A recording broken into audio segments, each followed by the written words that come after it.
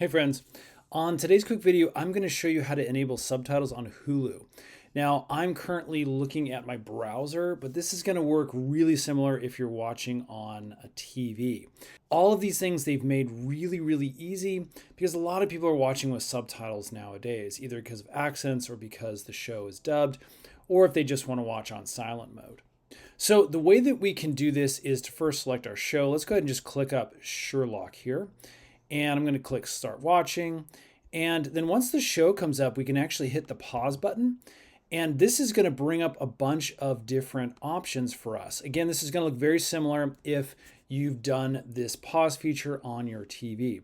What we're looking for is this little settings icon or a gear icon. It may be located up in the top right-hand corner for you, depending on which platform you're using. But once we click on this, you can see we get all sorts of different options, including subtitles and audio. So let's click this little button over here. And then as you can see, we have subtitles, which we can do on English. We can have them on off. If you click on the English version, they'll immediately come up in English.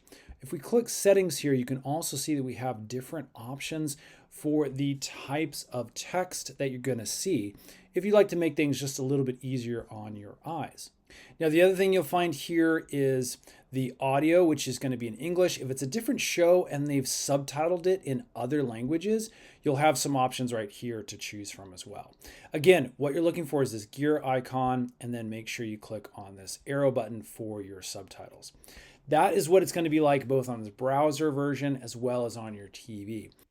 All right, there you go, friends. That is how you enable subtitles on the Hulu platform. Again, they've made it really easy. You just kind of have to know where to look.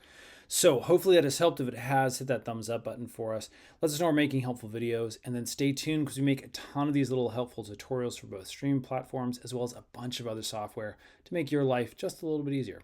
Thanks for watching. We'll see you again on the next one.